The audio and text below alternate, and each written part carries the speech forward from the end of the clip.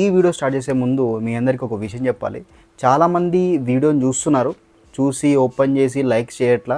లిటరల్గా చెప్పాలంటే ఒక వీడియోని అప్లోడ్ చేస్తే దానికి ఉన్న సబ్స్క్రైబర్ కౌంట్ కంటే లైక్స్ కౌంట్ చాలా తక్కువగా ఉంటుంది.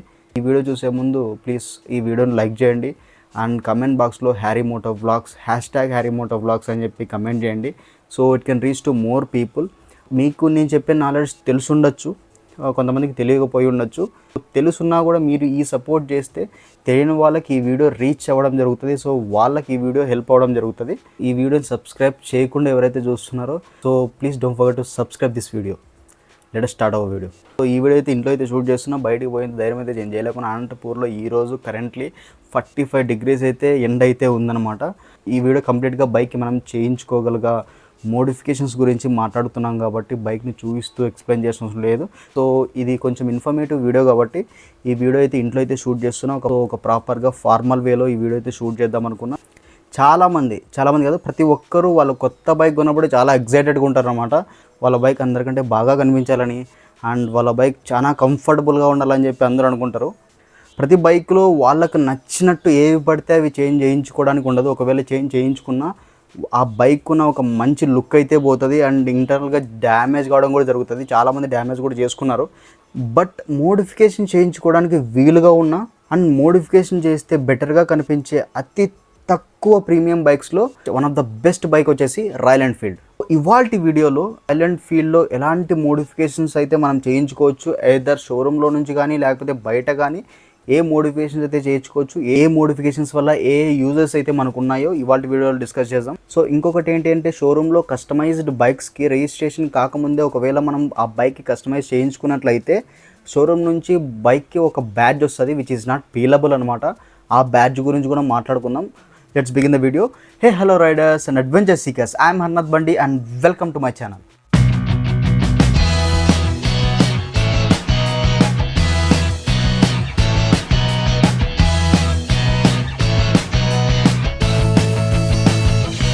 The first and foremost modification is seat. So ఈ సీట్లో చాలా టైప్స్ ఉన్నాయి. సో షోరూంలో వచ్చేసి మనకి 3 types అయితే చెప్తారు. వచ్చేసి standard which will comes with the bike, and second వచ్చేసి ప్రీమియం సీట్, అండ్ థర్డ్ వచ్చేసి టూరింగ్ సీట్. సో నా సజెషన్ ఏంటంటే స్టాండర్డ్ సీట్కి అయితే వెళ్ళొద్దండి, అది కంఫర్టబుల్గా ఉండదు అసలు. అండ్ సెకండ్ ఆప్షన్ వచ్చేసి లో రైడ్ సీట్ అంటారు విచ్ ఇస్ ప్రీమియం సీట్, అది కూడా బాగుంటుంది. అండ్ నా ఫార్మోస్ట్ సజెషన్ ఏంటంటే touring seat is the best seat అనమాట. నేనైతే టూరింగ్ సీట్ అయితే వేయించుకోలేదు బికాజ్ మా ఫాదర్ కూడా రైడ్ చేస్తూ ఉంటారు బైక్ని. సో అందుకన్నట్లు నేను లో రైడ్ సీట్ అయితే తెచ్చుకున్నాను. టూరింగ్ సీట్ కొంచెం హైట్ ఎక్కువ వస్తుంది బైక్, అందుకన్నట్లు తిప్పుకోవడానికి చేయడానికి కొంచెం ఇబ్బందిగా ఉంటుందని చెప్పి నేను లో రైడ్ సీట్ అయితే సెలెక్ట్ చేసుకున్నా. ఒకవేళ మీరు హైట్ ఎక్కువ ఉన్నట్లయితే టూరింగ్ సీట్కి వెళ్ళండి, చాలా కంఫర్టబుల్గా ఉంటుంది. నేను మా ఫ్రెండ్స్ బైక్ రైడ్ చేసి చూసినా కాబట్టి చెప్తున్నా, చాలా కంఫర్టబుల్గా ఉంటుంది టూరింగ్ సీట్. కుషనింగ్ బాగా ఉంటుంది అండ్ లాంగ్ రైడ్స్కి మీకు చాలా బాగా యూజ్ అవుతుంది అన్నమాట touring seat. So first modification వచ్చేసి సీట్. సెకండ్ మోడిఫికేషన్ వచ్చేసి performance air filter and carburettor. Bike పర్ఫార్మెన్స్ని బూస్ట్ చేయడానికి ఈ మోడిఫికేషన్స్ చేయించుకోవచ్చు.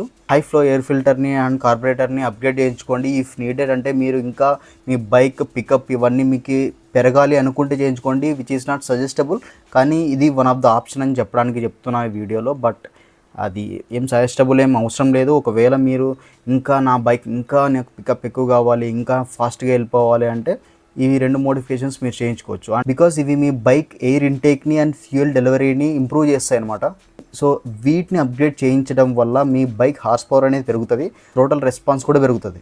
థర్డ్ మోడిఫికేషన్ వచ్చేసి సస్పెన్షన్. డిఫాల్ట్గా క్లాసిక్ 350కి కానీ బుల్లెట్కి కానీ హంటర్కి కానీ నార్మల్ సస్పెన్షన్ వస్తుంది డిఫాల్ట్గా, but it is better to upgrade to Nitrox suspension. So మీరు ఈ అప్గ్రేడ్ని చేయించడం వల్ల మీకైతే చాలా కంఫర్టబుల్ రైడ్ అయితే ఉంటుంది. ఇన్ కేస్ మీరు ఎక్కువగా ఆఫ్ రైడింగ్ చేసే వాళ్ళు అయితే ఇది చాలా మీకు యూజ్ అవుతుంది. డిఫాల్ట్ సస్పెన్షన్ చాలా హార్డ్గా ఉంటుంది. నేను కూడా నా బైక్ సస్పెన్షన్ అయితే అప్గ్రేడ్ చేయించాలి అనుకుంటున్నాను, ఎందుకంటే అది చాలా హార్డ్గా ఉంది. ఫస్ట్ అయితే చూడండి, బైక్ని కొని ఒక 2 to 3 months అయితే రైడ్ చేయండి. దాని తర్వాత మీకు కావాలి అనిపిస్తేనే అప్గ్రేడ్ చేయించుకోండి. ఎక్కువగా మీరు ఆఫ్ రైడింగ్ చేస్తున్నట్లయితే, ఒకవేళ మీరు విలేజెస్లో ఎక్కువగా ఉంటే నైట్రాక్ సస్పెన్షన్కి అయితే అప్గ్రేడ్ అవ్వండి, అది చాలా బాగుంటుంది అనమాట. సస్పెన్షన్ అయితే చాలా కంఫర్టబుల్ రైడ్ అయితే ఉంటుంది మీరు సస్పెన్షన్ని అప్గ్రేడ్ చేస్తే. ఒక్కొక్క సస్పెన్షన్ ప్రైస్ వచ్చేసి 1500 అరౌండ్ ఉంటుంది అండ్ రెండు సస్పెన్షన్స్ కలిపి అరౌండ్ 3K పడతాయి. సో థర్డ్ మోడిఫికేషన్ వచ్చేసి సస్పెన్షన్. అండ్ ఫోర్త్ మోడిఫికేషన్ వచ్చేసి అలాయ్ వీల్స్. అండ్ మీరు ఆఫ్ రోడింగ్ చాలా తక్కువ చేసి ఒక 80% మీరు నార్మల్ రోడ్స్లోనే ట్రావెల్ చేస్తాము, మేము ఆఫ్ రోడింగ్ అంతా చేయము, ఒక 20% ఎప్పుడో ఒకసారి అలాగే వెళ్ళొస్తాము అంటే కళ్ళు మూసుకొని అలాయ్ వీల్స్ వేయించుకోండి నార్మల్. ఎందుకంటే మీకు బైక్ ఒకవేళ మీకు ఎక్కడైనా బైక్ పంక్చర్ అయినా కూడా ఒక 3 to 4 కిలోమీటర్స్ వరకు వెళ్ళిపోతూ ఉండొచ్చు. అండ్ ఇంకొకటి ఏంటంటే పంక్చర్ కూడా మనంతకు మనమే వేసుకోవచ్చు, అంత ఈజీగా ఉంటుంది ట్యూబ్లెస్ టైర్ అయితే. అండ్ నార్మల్ వీల్స్ టైర్ అయితే అది లోపల ట్యూబ్ వచ్చి ఉంటుంది కాబట్టి చాలా హార్డ్గా ఉంటుంది, కన్ఫామ్గా పంచర్ షాప్ వెళ్ళి పంచర్ చేయించుకోవాలి. ఇంకొకటి ఏంటంటే ఆఫ్ రోడింగ్ ఎక్కువ చేసే వాళ్ళైతే డోంట్ గో ఫర్ అలాయ్ వీల్స్కి వెళ్ళొద్దండి. ఎందుకంటే రిమ్ వీల్స్ అయితేనే కొంచెం బెటర్గా ఉంటాయి మనం ఆఫ్ రోడింగ్ చేసేటప్పుడు. సో ఒకవేళ మీరు ఆఫ్ రోడింగ్ చాలా తక్కువ చేస్తారు అనుకుంటే go for alloy wheels. And bike look కూడా అదిరిపోతుంది మీరు అలాయ్ వీల్స్ వేయించుకుంటే. నేనైతే అలాయ్ వీల్స్ వేయించా, నాకైతే షోరూంలోనే కస్టమైజ్ చేయించా. సో నాకైతే రీప్లేస్మెంట్ అలాయ్ వీల్స్ వచ్చేసి 7,000 అరౌండ్ పడినాయి నాకు ఎక్స్ట్రాగా అలాయ్ వీల్స్ వేయించినందుకు. నార్మల్ రిమ్ వీల్స్ తీయించేసి అలాయ్ వీల్స్ వేసినందుకు దాదాపు 7,000 ఏమో ఉన్నాయి. So if you're non off road rider go for this customisation. And 5th modification వచ్చేసి అండర్ సీట్ స్ప్రింగ్స్ అనమాట. సో ఇవి వచ్చేసి నేనైతే అసలు సజెస్ట్ చేయను, ఎందుకంటే ఇవైతే యూజ్ అవ్వవు ఎక్కడ. మనకి చాలామంది అనుకుంటారు అండర్ సీట్ స్ప్రింగ్స్ వేసుకుంటే ఇంకా సస్పెన్షన్ ఇంకా ఇంప్రూవ్ అవుతుందేమో, మనకి కంఫర్టబుల్ రైడ్ ఉంటుందేమో అని వచ్చి అదంతా మిత్ అనమాట. నేనైతే ఎక్స్పీరియన్స్ అయినా చాలామంది, నేను కూడా అట్లా అనుకున్నా స్టార్టింగ్లో. అండర్ సీట్ స్ప్రింగ్స్ స్టార్టింగ్లో షోరూంలో చెప్పడం మర్చిపోయినా, అది మర్చిపోయినందుకు మంచి పని అయింది. ఒక 1,200 రూపీస్ అయితే నాకైతే మిగిలిపోయింది. చాలామంది అనుకుంటారు అండర్ సీట్ స్ప్రింగ్స్ వేయించుకుంటే ఇంకా బాగుంటుంది ఆఫ్ రోడింగ్కి వెళ్ళినప్పుడు, లేకపోతే ఏదైనా గతుకుల రోడ్లో కొంచెం ఇంకా బాగా సస్పెన్షన్ యాక్షన్ బాగుంటుంది అన్నట్లు. అదైతే ఏమి ఉండదు అనమాట. అసలు నేనైతే సజెస్ట్ చేయను. ఒకవేళ ఇంకా మీకు కొంచెం హైట్ పెరగాలి, ఇంకా కొంచెం బైక్ లుక్ బాగా కనపడాలి అనుకుంటే మాత్రమే ఇది అండర్ సీట్ స్ప్రింగ్స్ అనేవి వేయించుకోండి, లేకపోతే అవాయిడ్ చేయండి. డబ్బులు అనవసరంగా వేస్ట్ ఈ అండర్ సీట్ స్ప్రింగ్స్ వేయించుకొని. మీరు ఎక్కడైనా ఈవెన్ షోరూంలో కూడా అడగండి, వాళ్ళు కూడా చెప్తారు ఇది వేయించుకుంటే బాగుంటుందా లేదా అన్నట్లు. ఒకసారి వాళ్ళని కూడా కనుక్కోండి. ఇవైతే నేనైతే సజెస్ట్ చేయను, అనవసరం డబ్బులు అయితే వేస్ట్ చేసుకోవద్దండి. చాలామంది మా ఫ్రెండ్స్ ఇదే అనుకుంటున్నారు అనమాట, అండర్ సీట్ స్ప్రింగ్స్ వేయించుకుంటే బాగుంటుందేమో, ఇంకా సస్పెన్షన్ ఇంప్రూవ్ అవుతుందేమో అన్నట్టు. అవంతా ఏమొద్దు. నాకైతే షోరూంలో అయితే 1,200 చెప్పారు. బయట ఆన్లైన్లో మీకు చాలా రేర్గా దొరుకుతాయి ఇవి. బయట అయితే చాలా రేర్గా దొరుకుతాయి ఇవి అండర్ సీట్ స్ప్రింగ్స్. ఆన్లైన్లో అవైలబుల్గా ఉంటాయి అండర్ సీట్ స్ప్రింగ్స్ అనేటివి. సో అమెజాన్ లేదా ఫ్లిప్కార్ట్లో అవైలబుల్గా ఉంటాయి. ఇవైతే సజెస్ట్ చేయను. So if you want your bike look good go for it. And 6th modification వచ్చేసి ఎగ్జాస్ట్ అనమాట. కే ఇండోరీ ఎగ్జాస్ట్ అని చెప్పి ఒకటి ఉంటుంది. ఒక కిలోమీటర్ అయితే మీకు మైలేజ్ అయితే తక్కువ వస్తుంది దాన్ని వేయించుకోవడం వల్ల. సో ఆ పర్టికులర్ ఎగ్జాస్ట్ అయితే వేయించుకోండి, చాలా బాగుంటుంది. అండ్ సౌండ్ అయితే సాలిడ్ సౌండ్ ఉంటుంది. హై స్పీడ్స్లో వెళ్ళినప్పుడు మీకు సౌండ్ అనేది రాదు, నార్మల్గానే ఉంటుంది. కానీ లో స్పీడ్స్లో మీకు బైక్ స్టార్ట్ చేసినప్పుడు మీరు కొంచెం అలాగ ఒక ఫస్ట్ గేర్ సెకండ్ గేర్లో వెళ్ళినప్పుడు కొంచెం బాగా మంచి సౌండ్ వస్తుంది అనమాట. ఓవర్గా లేకుండా తక్కువగా లేకుండా చాలా బాగుంటుంది కే ఇండోరీ ఎగ్జాస్ట్ అనేది. సో ఇదైతే అరౌండ్ నాకు బయట చెప్పిన కాస్ట్ అయితే 2,600 చెప్పాడు. ఆన్లైన్లో అయితే అరౌండ్ 3,000 ఉంది. అండ్ ఒక 200 to 300 డిఫరెన్స్ ఉంటుంది. సో షోరూంలో మీరు ఆన్లైన్లో కొనుక్కోమని చెప్పి నేనైతే సజెస్ట్ చేయను. ఎక్కడికైనా బయటే తీసుకోవడం మంచిది. ఏదైనా ఒక బయట తీసుకోవడమే మంచిది నాకు తెలిసి. ఏదైనా రిపేర్స్ ఉంటే వాళ్ళు చేసిస్తారు. ఆన్లైన్లో అయితే మనం ఎవరిని అడగలేము కదా. సో అందుకన్నట్టు, so if you want your bike so really amazing like dig go for it. 7th modification వచ్చేసి the important part of the bike headlights.